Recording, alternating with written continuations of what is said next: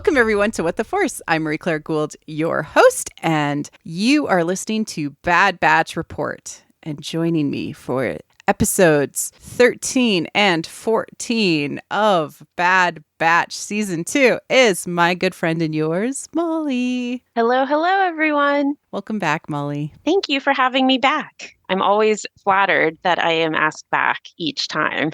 Oh, you're such a joy. Oh, same to you. And maybe I should actually talk about the fact that we will be, both of us, at Star Wars Celebration Europe. Yay! Before we get into these episodes. Hello. We've spent this whole season talking about Bad Batch, and we will actually get to see each other the week after we finish recording this season.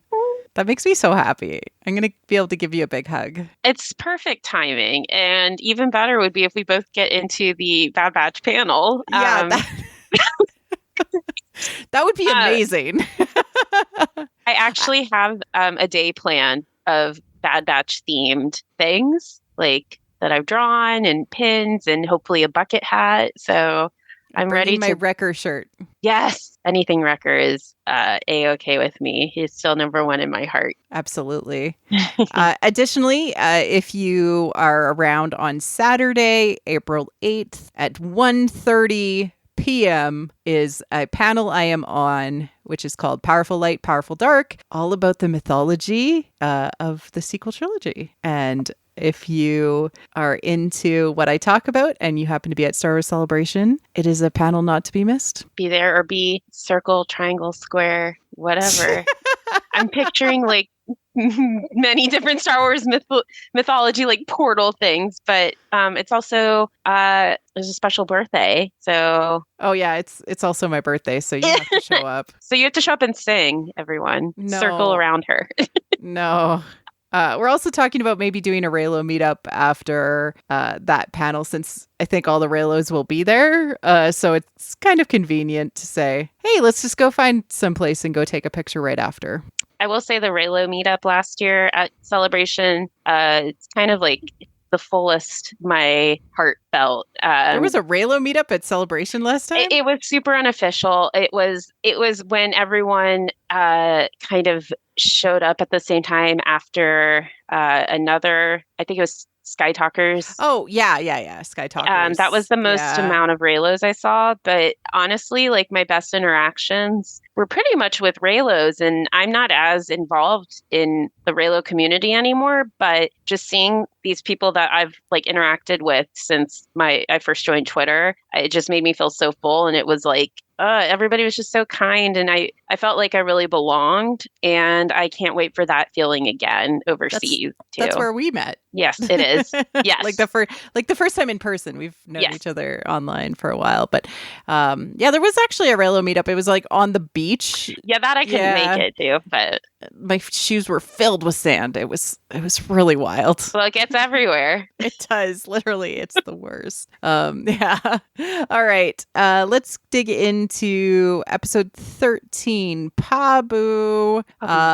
Yes, this episode. So I think it's important to kind of set expectations that this episode is actually considered to be a Lap of the Goddess episode, which specifically refers to a sort of break. Even though bad stuff happens in the episode, the Bad Batch has chosen to find respite in amongst their journey, and this rest invites the characters to sort of tend to their emotional exhaustion. They sort of let go of directionality for a while, achievement, ambition, and struggle. And there's a desire for sort of stillness, like how calm the seas are on Pabu. And the landscape calls for rest, stillness, and it sort of just reminds you to like reconnect with the, I guess, Earth or the universe, or the lap of the great mother goddess. And that's like symbolically what is happening in this episode. But most importantly, it starts out with Fee, our amazing Fee. I wrote down Auntie Fee in my notes. Auntie Fee. Yeah. She's totally becoming an auntie. Yeah. And her and Omega are negotiating with a masked person in a bar called Crowder. Like chowder. Like chowder. I wrote down chowder. Okay. Yeah. Is it just me? Not just you. And they're negotiating for an artifact, which isn't particular. It looked actually like porcelain. I was like, that's really impressive for the animation. Oh yeah, it was so pretty. I actually had to my Disney Plus, because I changed rooms where I was watching, so it restarted the episode for me, even though I had only watched a few minutes of it. So I had to watch that specific part again. But so I was like hyper focused on it. I was like, oh, it's a bonsai tree again, because we saw something like a bonsai tree in Andor too. So I was like, it's just making a comeback. I have noticed real quick, like if you watch all of the Star Wars shows, all the shows, there's a lot of connection with the live action and with like Bad Batch, which is our only animated show right now. So even little things like that, I'm just delighted to see. Probably just something throwaway, but I'm like, that's the second time I've thought it was like bonsai sort tree. of a bonsai mushroomy feel, like both like kind of, and I thought that was really interesting. And so they pay the gentleman for this relic, and Crowder attempts to double cross by poisoning Fee with a drink, and she's like, you can't get away with poisoning me. And so they try to release the Attack of the Clones centipede on her. I was also really excited. Yeah, because I'm like happy to see him. Like, you think that like the poisoning would get, and she wouldn't notice the centipede. Oh, well, I'm just happy to see the centipede again. Yeah. This is a fan favorite of mine. It sort of just makes me feel like the world, like she doesn't have a lot of friends. No. Like in the underworld itself. This results in, of course, Hunter killing the centipede very, very quickly. And bar shootout, of course, with Wrecker and them leaving in an absolute hurry back to the ship. Tech was playing a game with himself. Yes. On Gongi. Yes. I mean, because who else could he play with? It's an excellent question. Nobody would want to, and I don't think anyone would succeed. I think the only person who could match up with Tech is potentially like maybe Crosshair, because he seems like someone you wouldn't want to be in a game of strategic skill game, or chance with. But yeah, that was just I think I even wrote down like just there's Tech being Tech again. Yeah, exactly. They're safe back on the ship, and they have the message from Sid basically threatening them. And she's a looming presence. She is. And I mean, I'm trying to think if this is actually going to get resolved this season. Like, she's certainly threatening them to the point of she's going to sell them out. I was actually going to ask you what you thought of the dismissal of Sid as a character, because Sid was so prominent and just seemed like a really, like, just kind of like a staple, like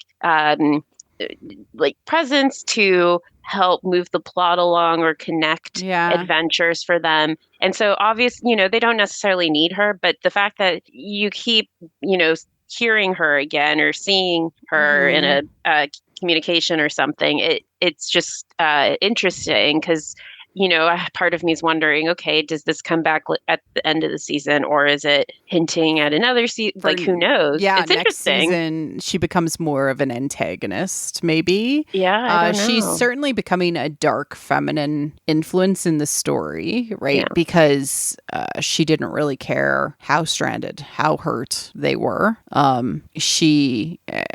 She's sort of become incredibly self-serving, and we were warned in the sort of racing episode that she would be this way, and I don't know. We didn't really ever hear like, oh, we're not going back to Sid's ever. Like, it just doesn't feel, it feels a little abrupt. It's sort of explained after the fact, because there's time between episodes, I guess. But Sid's kind of almost been replaced with like Fee as a a present like older, not that Fee's old or anything, but like, an older female character. And it's just interesting that they've not been swapped out necessarily, but that we're getting a lot of Fee and almost no Sid. So I'm sure that there's a reason why they did that. maybe it's just that Sid would not have made sense to go along with them on the ship. Well, I think that there's a few things happening thematically. Like we have sort of the pull from Echo, which we see in the next episode, about the needs of the rest of the clones, all of the brothers, which sort of represents the suffering of the galaxy under the Empire.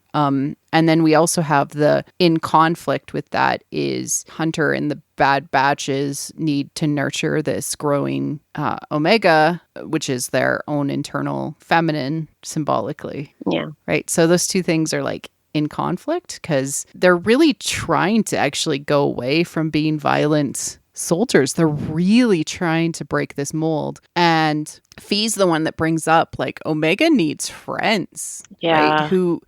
like you need to be part of a community who you don't share a genetic profile with. And she's not just referring to Omega, she's referring to the Bad Batch as a family. Like a family on its own is fine. But ideally, you're also part of a larger community. You can't just exist on your own. And those two things are actually inseparable. Echo's care for the community and the galaxy at large and the clones at large, and also the need to be part of a community too. Those two things are connected. Well, and part of a community that's not just the community that they know. And it's Omega who, of course, she has a sense of belonging with that same community of clones, but she's so young that that path is still very undecided for her. Mm-hmm. So obviously, I went into... After watching this episode, I was just like, okay, well, that wasn't what I expected for an episode, and kind of left with like, what was the point of that? But I really like the point that you brought up at the beginning of our recording, that it is sort of like before you go into battle, you do need that respite and just break. Like, where are we at? What is important? Right. A chance to like psychologically unpack before you get to where you are. And in the end, Lap of the Goddess turns in a person's journey always make you understand what things are worth fighting for. That there is home, there is peace, there is joy, right? Yeah, and that's the point of the whole episode.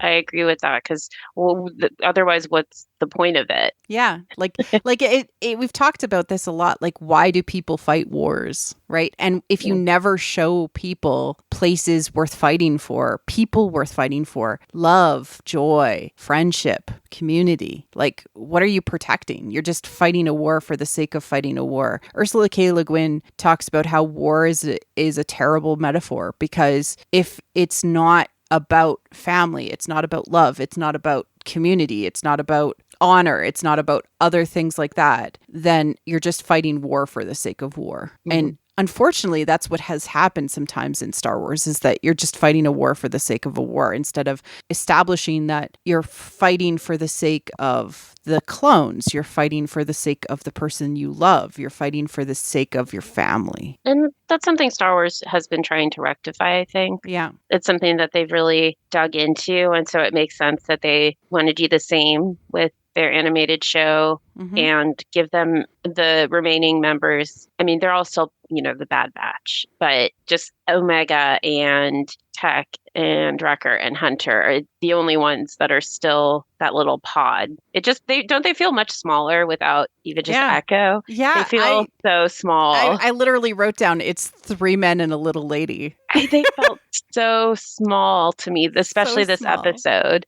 And there's just a little bit more of a gentleness with them too, but they needed to also just kind of have that joy, like you said. They need to experience that before, obviously, it gets darker. And we get Fee flirting with Tech this whole episode. Oh, that was like head to these coordinates, brown eyes. Brown eyes. And then what was the other line? Like, there's records, like, you've got some competition. Yeah.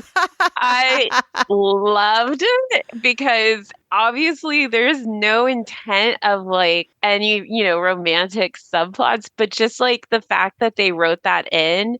Oh, that's purposeful. I was just so that's gotta be happy. Jennifer Corbett. Like what she's if like, a kiss at the end? I would die of shock. I would die of shock too. I mean, let's just pretend like we would get that. Until we had those Andor episodes where they literally like make out and then do it. This has been the first time that they've had a kiss in many, many years, right? That would be the first time. Like that. So last year, 2022, it had been 3 years since Are you kiss serious? in Star Wars. Yeah. Holy moly. I didn't even think of that. And then they said there's a future which one is it that we're getting that's going to also have, they had to have like an intimacy coordinator on set. Oh, Acolyte. Yeah, Acolyte too. Which more kissing in Star Wars. I am all for it. And you know what? I'll take fee tech flirtation or whatever it is. Do we know what their ship name is? Have we figured that out? I feel like I talked about this, but I don't remember. Those are hard. I know. Like, you really don't have many options. She's like a pirate, and he's like, yeah. Oh yeah, if you go with like, let me think on that. Okay, you think on it, and I'll do some research because we can't be the only ones. No. There's lots of fan art already. Oh my gosh, it's great. I know what I'll be doing after this recording. Yes. And of course, this is Fee's home away from home, so it is a home-like place. So in this case, this Pabu and Fee are interconnected, and she functions in the story like a goddess, introducing them to a place of respite. What does this mean symbolically? Well, it's on the ocean, so this is a symbolic return to the womb. They are incubating, they are resting, they are being taken care of, they are being fed, right? And it's all everything like that. They meet the mayor, who's a friend, and we get that great line. Yeah. Looks like you got some competition, Wrecker says. I can hear him in my head. And the island itself is separated into upper, which is the older part, and lower, which is the younger sort of part of the island. And they are invited to dinner at the mayor's house. The mayor has a young daughter who immediately gets along with Omega, and they play, which is so nice to see. Yeah. I loved it so much. And they have like the equivalent of Star Wars sushi, which is now like amazing. They decide Omega and her friend, who I will look up the name of because I didn't. Poor Omega. She's so desperate for like interactions with other kids. Leanna. And Shep is the mayor of Pabu. She's so desperate for friends that are not her weird older brother fathers. I know. She did it with Hera too. Yeah, it's so nice. It was actually one of the things I've really wanted to see this season was more friends for Omega. Yeah. And so Leanna says, hey, I've got a boat. Let's go out. And they go off onto the ocean, which of course is reconnecting with water. She is symbolically reconnecting with the feminine. She is in the ocean and she feels the difference. She's like, I spent most of my life surrounded by water. So again, she was from the water. She is back on the water, but it never felt like this because she has grown and also has learned to appreciate it. And also Pabu is a beautiful place. Yeah, who wouldn't appreciate it? It's just a nice, but she's had a lot of growth and exposure to the rest of the galaxy now. So it is a nice return for her, especially just like what little stillness she gets, because life is just a constant barrage of noise and chaos and older brother, father figures being dudes. Exactly. And Hunter, of course, notices that the animals are being weird and skittery. And he's like, what is going on? And it's the fact that a wave is coming to sort of crash in because of a earthquake that has happened off the coast of the island. And of course, this entire scene is incredibly dramatic, and the Bad Batch ends up becoming instrumental in saving the island. Hunter flies in to go and save his baby girl from the wave, and of course Leanna and everyone on the island. No lives were lost. I actually was scared because I know that the show can take a dark turn sometimes. And they really did make it feel like there were stakes. There was danger. Yeah. Like their new friends might die and like, oh my God. Someone was going to be lost or... But through the power of community, no one was left behind. That was the point. So good. What a great episode. I know it was like not what maybe people wanted or expected, but I actually think that like for doubling down on like the messages of Star Wars and like the need to remember these things, like why are we fighting? Why does the war happen? Why do we, do the things we need to do? It was really important in that way. Maybe I forget that there's people who are watching the show that might have forgotten that, like they're focused on other things, because to me it seems like such an obvious, theme, but perhaps, that was necessary to touch on again, especially before we start this wrapping up the season with what we know are going to be intense, difficult episodes to get through. And so, that palate cleanser is necessary, but also, reminding us here's why we are about to go through this trauma. Yeah. And I think it's really required to reestablish sort of like not every place in the universe is going to be terrible. Not every place, like communities will grow and protect each other. And there is a better version of, home than living on a ship, right? There's a better version of community than just protecting yourself. And it's to be found everywhere in the galaxy. It's not just, they found it before, and it was, a while ago in the series. So that's why, it's nice to see it again. But that's always a nice reminder in Star Wars that there's all of these pockets, large or small, of communities and escape from, the horrors of war and the Empire. And, it's just nice to know that there's places that might always be untouched by the Empire. Yep. It's just nice to see that. And I should say that, like, technically Lap of the Goddess counts as going into sort of the underworld or the unknown, but it's always a super gentle experience.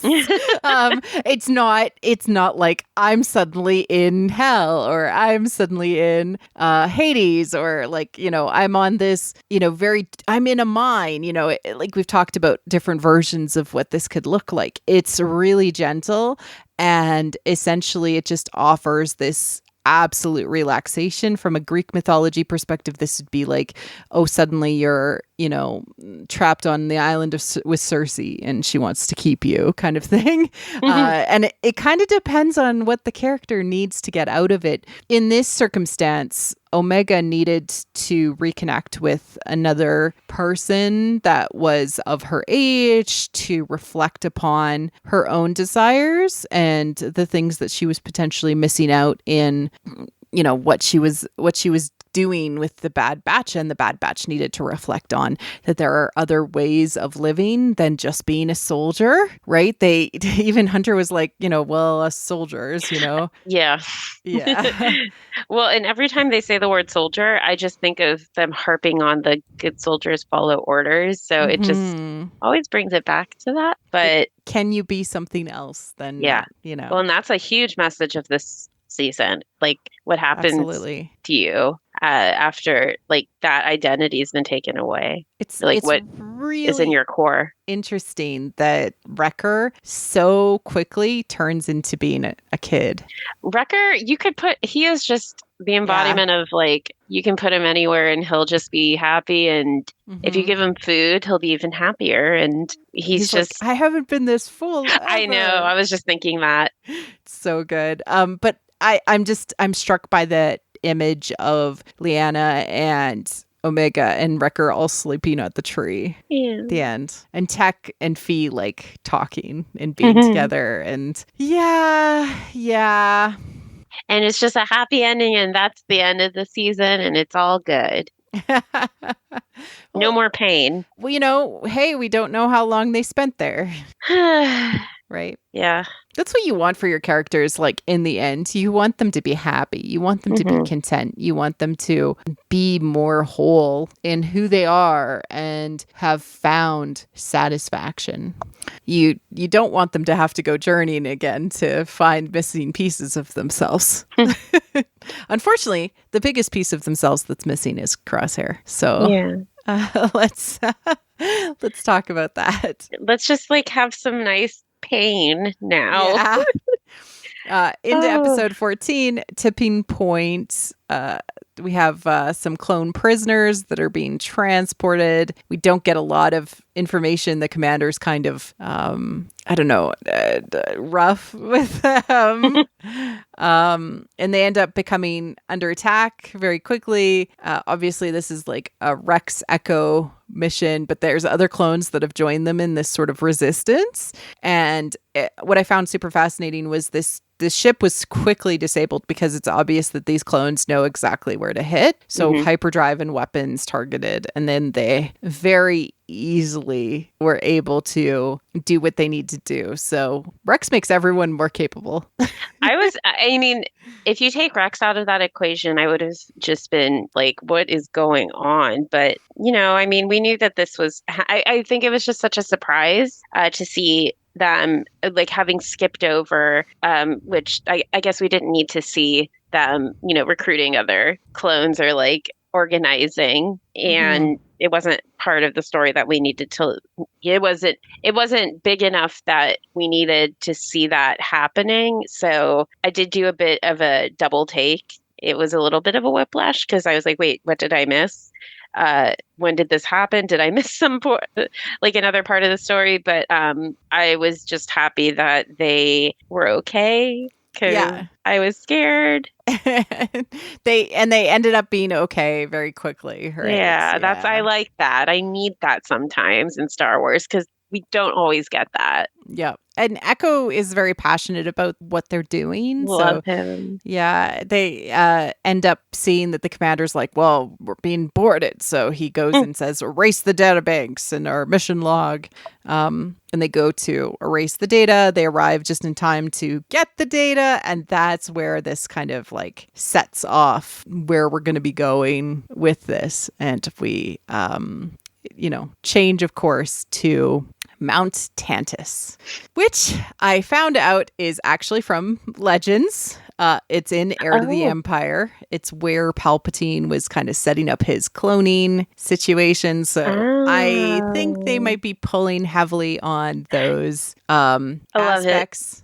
Timothy Zahn actually had named it Tantus after Tantalus, which of course is the Greek sort of mythos character, but he is related to the gods. He's like the son of the gods, and he it depends, but essentially he kind of became, he was kind of a favorite of the gods. They had actually given him ambrosia, and he ended up sacrificing his children and his child and feeding his son to the gods. Mythology is so weird. It really is. But essentially it goes to this idea of that we, if we're off balance as a society, as a community, we end up sacrificing our children for power and privilege. Yeah. But it ends up going against what nature would desire. And it comes down to a consumption theme. So the clones themselves fit into this idea because they are bred and born to die. Yeah. Who also fits this idea from this whole theme? Ben Solo, right? So the stormtroopers, the clones of old, right? And anytime that you're kind of, planning on sacrificing children, so the children of the Force, the Jedi, potentially, depending on the age or the time period of the Jedi, it all comes down to this idea that there's something off balance about the world, and it leads to consumption and hunger, and there's never enough, and this like overwhelming sense of greed. The Empire. the Empire, da da da. Yeah. So this is like a perfect representation of it. And what's fascinating, if you compare Mount Tantus to Pabu, is that they're the exact same shape. And I didn't even notice. And Pabu is like, it has, ties to the ocean. There's a deeper well to it, right? Like it goes even deeper than you can even see. Tantus itself actually has two lines to it, and it looks remarkably similar to drawings of what people would refer to of like Freudian concepts of the self. So like the superego, the ego, and the id. So I just find it really fascinating that there's like two versions of sort of the self in two episodes of the Bad Batch. That's so cool. I need to go back and look because I didn't notice that. And it makes me feel like if you weren't listening to this podcast and you just knew that information after watching both episodes, then the Pabu episode makes perfect sense. Yeah. I think. It's kind of showing you like an idealistic version where a disaster has happened in the subconscious, but everybody has come together as a community to save it and to heal it and protect it and all of those things. And the other version, whereas you go deep, deep, deep into this fortress within Mount Tantus and nothing but pain and suffering, and you're a prisoner. What an interesting juxtaposition they showed us. I watched the episodes back to back almost back to back. I had Mando in between them, but it would have been interesting, I think, to have seen them for other people who are watching them same day or the next day, to have it all in 1 week. Yeah. I kind of wish they had actually done, because the episodes that we're covering in like 2 episode chunks have almost always worked out as something to talk about in parallel. I agree. It's wild.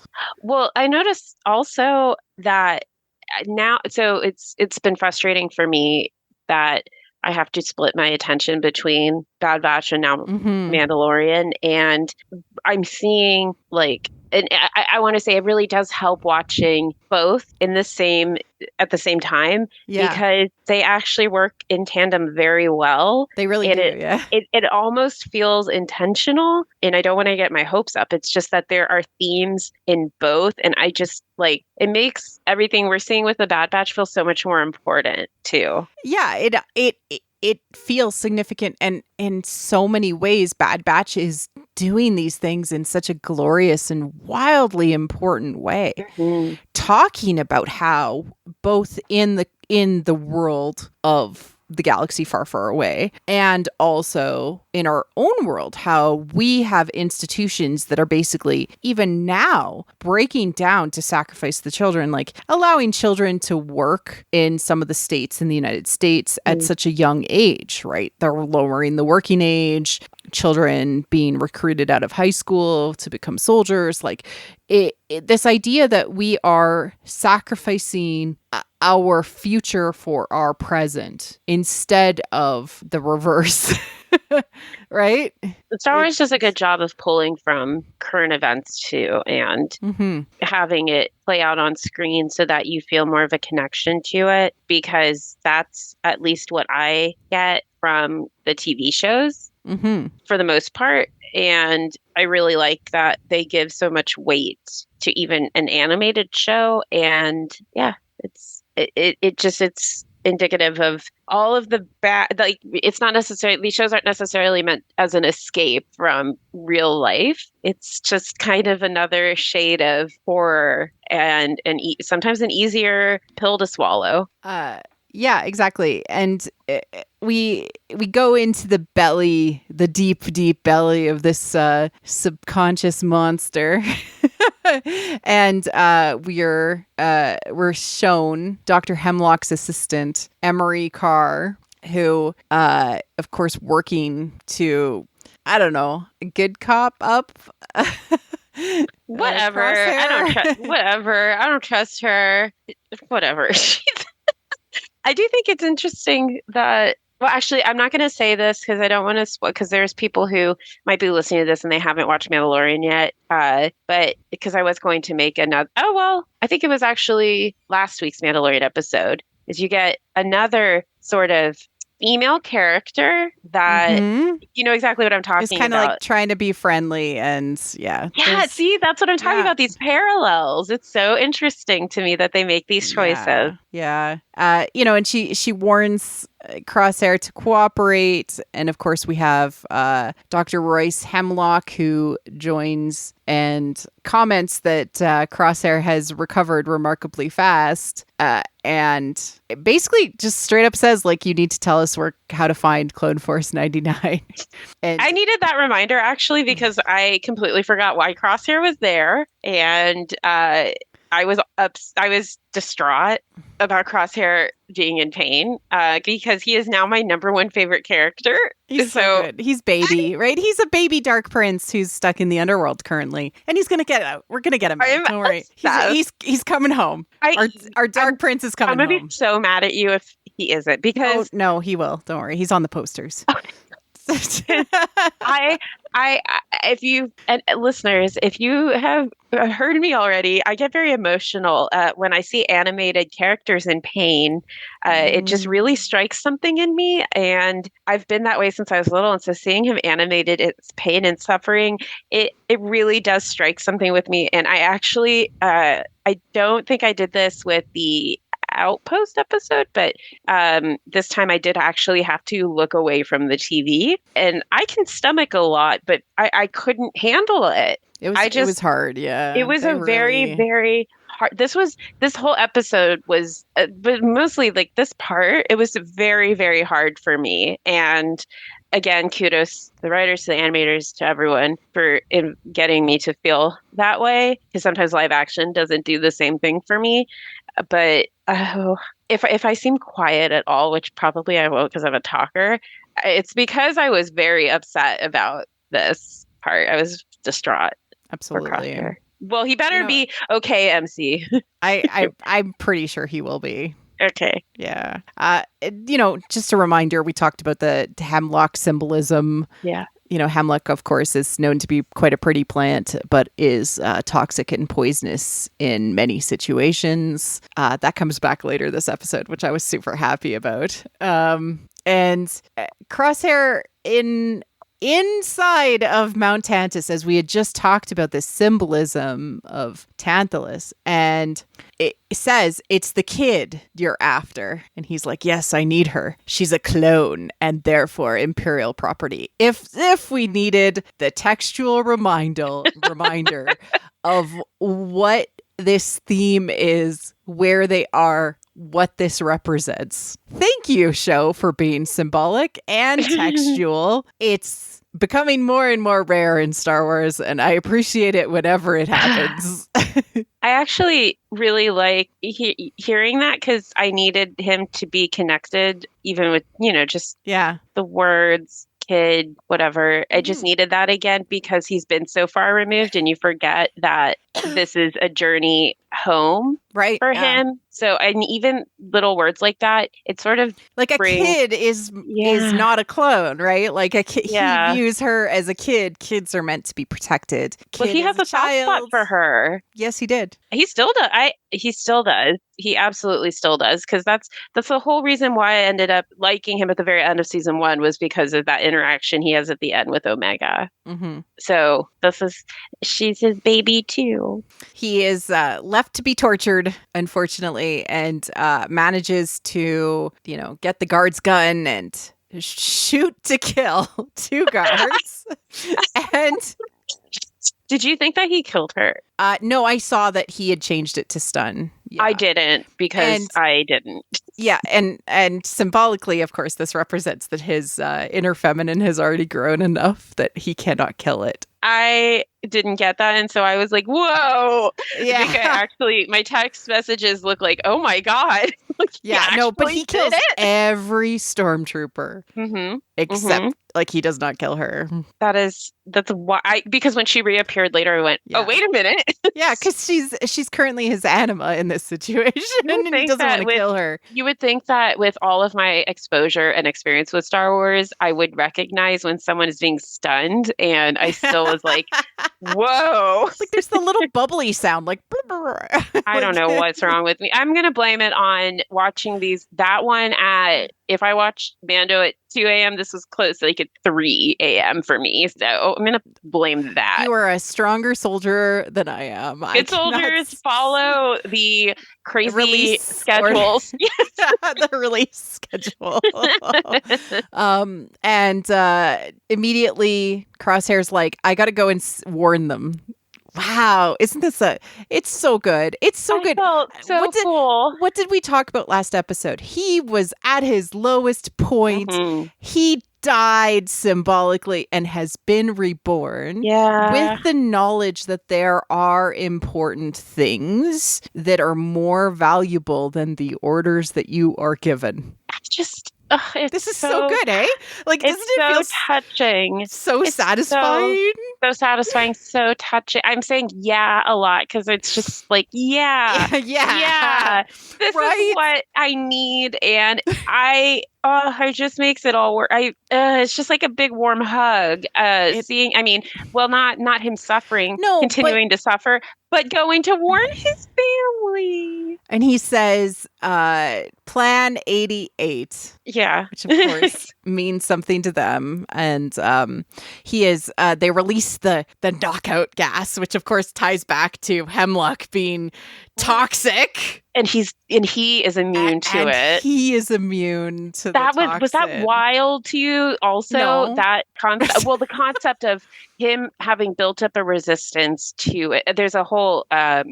There's a book series that I read. I think it was like a young adult series about like a princess who's, building up like a resistance to toxic poisons and stuff. And it was just like, I so rarely see that in like a show, especially animated show. And so when he came, Princess Bride, I've developed an immunity to iocane powder. Yeah. Oh, that too. It was just, I was like, but never an evil guy who purposefully is like, I am building up an immunity to this toxin so I can gloat. It's so evil. And it's like, so evil. We see in current events, especially during like the Black Lives Matter protests here at the beginning of towards the beginning of COVID, there was a lot of use of tear gas and a lot of news outlets talking about the I guess like the morality of like knowing that it's like people arguing it doesn't hurt people and it does or it doesn't. And it's just another, like, that was what I thought of because my initial thought was, oh no, he doesn't have a face mask on. Like that's the first thing I think of because I'm used to seeing people having it, like friends who went to protests covering their faces too. And so I was just freaking out. It's like so evil to build up a resistance to something like that, I think, because you're just going to use it for evil or continue to. Mm-hmm. Ooh. Yep, absolutely. It's planned evil, which is, of course, very, very sinister. I hate this Jeremy Renner dupe. You're not going to unsee it now. I should have said it last time, but I've thought it the whole time. He looks like Hawkeye. Like, you'll see it. Watch again and you'll see it. I will.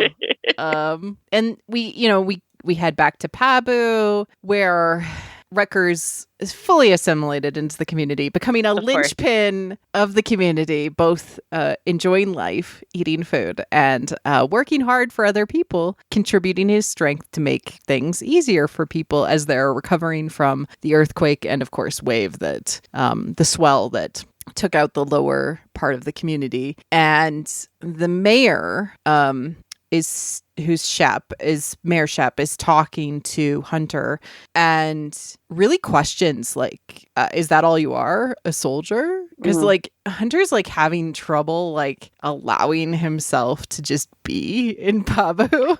Yeah, poor Hunter. He honestly is just always unsettled. He's just like, he's always struggling because it's so funny to see like Tech, he's just like stay the course no matter what that course is. He's just Tech, he's stoic.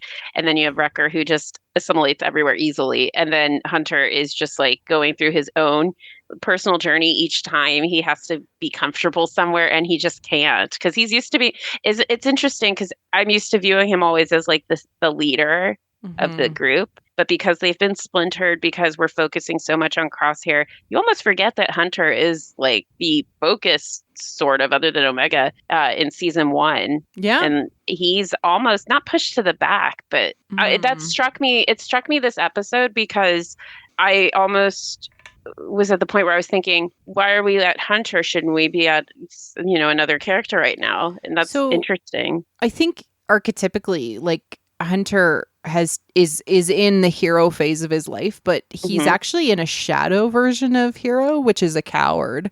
He's expressing cowardice to basically fulfill his own, like, things that he should want, like joy, safety, security. He's just not admitting to anything. Yeah, like that. Or allowing himself. He's not allowing himself, so he's afraid. Yeah. I didn't think of it that way. That's a good point. Well, that makes me understand this quiet presence he's had for this latter half of the season. It's absolutely cowardice. Which is not something that you would like picture with Hunter, but he's reluctant, right? And that's how that presents. He might even technically classify as sort of a snow queen if we consider him to be a queen, but I don't think he is actually yet, like, which is like a parent. Like, I actually don't think that he's fully stepped into that role. Elsa. Yeah, like protective, right? Yeah. I have to protect my group. Well, he would do anything for them, but he's not necessarily, I mean, he'll charge headfirst into battle, but I mean, he's afraid in other ways. He's not afraid of like fighting. Yeah. That's still a comfort for him. Yeah, so he might be more on that queen archetype where he's more of a parent, right? But it's about protecting the core, the family, the children at all costs, instead of moving on to protecting the larger community. Yeah. It's still a shadow archetype. It's a negative archetype of that version. He's certainly not aggressive. It's passive. Yeah, he's very passive right now. So, yeah, he could be a snow queen right now, which is like Elsa, protecting yourself, building up walls, not wanting to integrate with the community. He needs a pretty dress, sparkly dress. And an I Want song. Yes, that too. Yeah. We have Tech giving Omega flying lessons, student flyer. Put a sticker on the back. Yeah. New flyer. Yeah, new flyer. Yeah. A very underage new flyer. And she's great. She loves flying. Of course. Well, I it's love like it. in her nature. It reminds me a lot of like Anakin. And we've talked a little bit about her maybe being force sensitive. Like, she's certainly capable, right? Yeah. I think I brought that up early on, whereas like I don't necessarily I don't need to see her with a lightsaber or anything, but she's a lot more in tune with nature and the universe and the feeling and like just being older than her actual years. Exactly. And Echo returns and she chases him, like they race back to the landing platform. Happy. And she's so happy, and she runs up to give him a hug. It instantly felt more whole having him back. Well, yeah. Wasn't that interesting? Him operating on his own, like even with just Rex, is kind of weird because we haven't seen him in a while either. And we're so used to seeing him with the group. Crosshair's really the only one I think who can operate independently. Yep. And so it sort of makes sense. But yeah, really that's what I mean. Like they obviously broken. They can all operate independently, but like it's weird to see. There's a sense of like rightness. So all of them like didn't have their packs on, didn't have all of their stuff on, but Tech specifically was not wearing his full armor. Isn't that interesting? Yeah. I thought you were going to continue. No, I mean, to me, it just feels like he was like, that's the most outward display we're probably going to get from him, that he felt at home there. Yeah. Okay. I see. It's the most vulnerable. Yeah. Fee did that. Yeah. Fee cracked open that armored shell. Yeah. Brown. Not to bring up the Mandalorian, but we need a little bit of that. Just, we flash to Hemlock talking to Governor Tarkin about what happened with these clones that were supposed to be sent there, and how, the general problem of when clones start to rebel against the orders, what happens to them while they're trying to decommission them as quickly as possible. And Hemlock laying his cards out on the table saying, decommissioning clones doesn't solve the problem. Send them to Mount Tantus, to me, to deal with them. So again, our repetition of this theme of consuming the children, eating the clones for experimentation, for essentially death, feeding them directly into the mouth of the scientist that feeds the power of the empire. Just tossing them away. Yeah. I'm struck by the image of Uranus eating his own children, right? Of course, this is art history books, right? Also in the movie Metropolis, the workers in the factory, when Freder goes into the factory, which is underground, he is sort of struck by a vision after working like a full day. First time a rich boy has worked a full day, and he ends up having hallucinations. But then, like, he sees all the workers being eaten by the machine, right? And the machine is sort of personified as like hell, and like they're being fed to the machine for the sake of the city. It's that sort of concept, right? That theme. Hemlock is literally suggesting, yeah, I'll eat the clones. Like, it's just, please, like, just, feed me that. It's such evil, mm-hmm. But Tarkin just agreeing to it is a great example of why he is such a failure. Yeah. Because he was like, I look forward to your notes. He barely thought of it. Mm-hmm. I know that they view the clones as just like toss away their problems, but there was he needed to give a little more thought. yeah.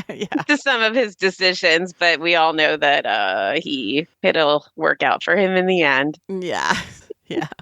And of course, Tech decodes the encrypted data and finds out that, this data is owned by the Advanced Science Division, which is an off-the-books sort of group, which is led by Hemlock. They know everything, basically, because Tech is awesome. And of course, Crosshair is on the list. And they put 2 and 2 together that Plan 88 was a call for help from Crosshair, that they are being hunted effectively by the Empire or sought. And the question is whether this is actually a trap in Hunter's mind, that can they really trust Crosshair? And we end with Crosshair being tortured more and not giving up anything. Why suffer more? All we need is the young clone. She means nothing to you. So a repetition again, eating the children, eating the child, this one child that represents so much to the Bad Batch. What a fantastic freaking episode. I thought The Outpost was stellar. This one for me is like peak Star Wars. This did it for you. Oh, I think The Outpost was still that episode for me. She's still that girl. But this episode had me thinking, whatever the Crosshair merchandise is at Celebration, I will be first in line to purchase it. I am now a full Crosshair stan. I get it. The girls love him. I get it now. I get all the I mean, he's like such a whole character for me, and I just want to cry because he's now a dark prince in the underworld, by the way. I just love this. We can add him to our collection. Yes, our collection. Put him on. I'm looking over it. I have a whole Ben Solo shelf with a lightsaber, and I'm just looking over at it. There's a little space over there for Crosshair now. Actually, he's 2 shelves below. I see he's with the rest of the gang. But yeah, I love. I knew that there was a little piece in me for him, but I just love seeing the care that he has for them. And if everyone else is supposed to care about caring beyond themselves for others, like that's the point, fighting for the other clones, but also for the galaxy, then Crosshair is almost like learning to care about himself and what is going to make him feel whole. And at the root of that, it's his family. And that just touches me really deeply. And the elixir is delivered belly button to belly button not en masse. It really isn't. Like, you have to consume it, you have to think about it, and you have to like work with it. The fact that Crosshair literally had to go to an abyss, like very biblical in a way, like he had to be in an abyss with somebody he cared about who was outside of himself and identified with, to understand himself enough to be like, wait a second, my family that is more connected to me than this person, I actually do care about. And can still save.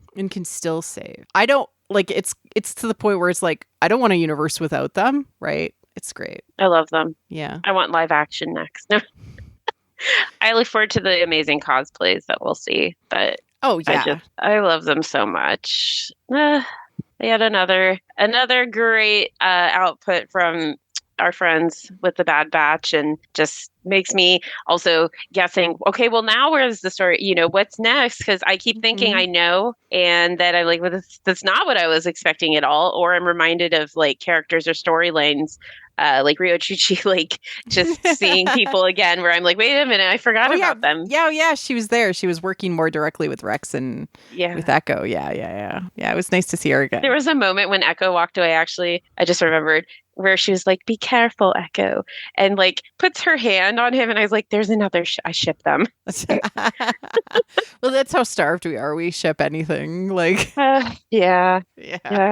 Echo deserves it, though. He's been through a lot. He's been through a lot. I know. Oh my goodness. I'm so proud of the Bad Batch. It's come a long way this season. I had faith in it. I was like, yeah, it's gonna get there. It's good. Well, it's gonna continue getting there, because we know we'll all be in tears. Next week. Oh my goodness. I mean, I assume they're gonna raid Mount Tantus. Like, they gotta. Well, of course. Well, that's, I think, the logical next thing is to go get Crosshair. Of course, yeah. So I'm excited for that. I'll be on the edge of my couch. Maybe another kaiju will appear. Maybe.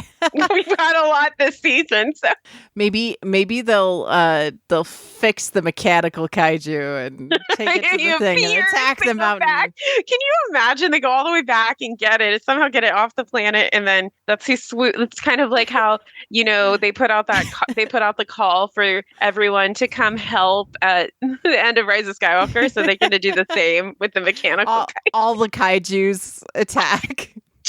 Or it's like a Power Ranger and they each control a piece of the... Wait, I love that. Oh my gosh. Of the kaiju.